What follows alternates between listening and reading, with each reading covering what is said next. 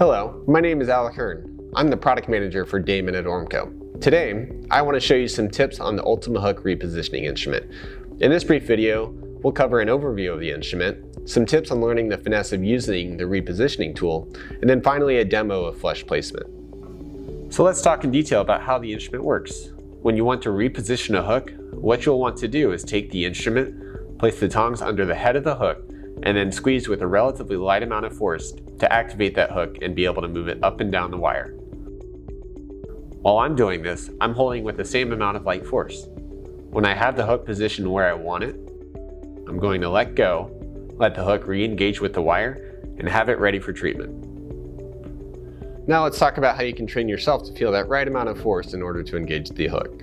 So what you'll do is engage the instrument underneath the head of the hook, hold it just with one hand and leave your other hand below it, and then start grabbing with progressively heavier force until you see the wire drop, just like so.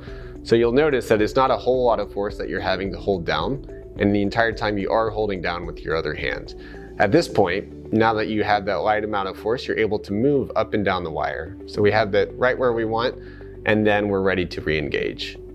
One important thing to know is this hook can engage from multiple angles. So it's going to be important that when you do re-engage the hook, to maintain a perpendicular angle to maximize your retention force and the join with the wire.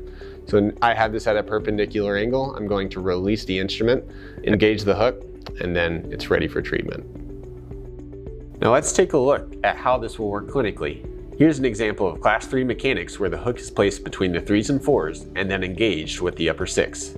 I also want to show you what it looks like to have a hook placed distally and flush to a bracket. Here we have a patient that we've closed their spaces and we want to maintain that using the hook. So in order to do that, we're going to engage the instrument onto the hook and place that hook distally to the canine and flush against the bracket.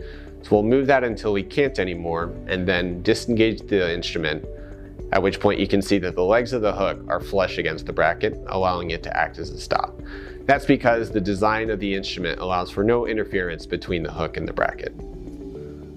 I hope you enjoyed this tutorial and found it helpful. Thank you and have a great day.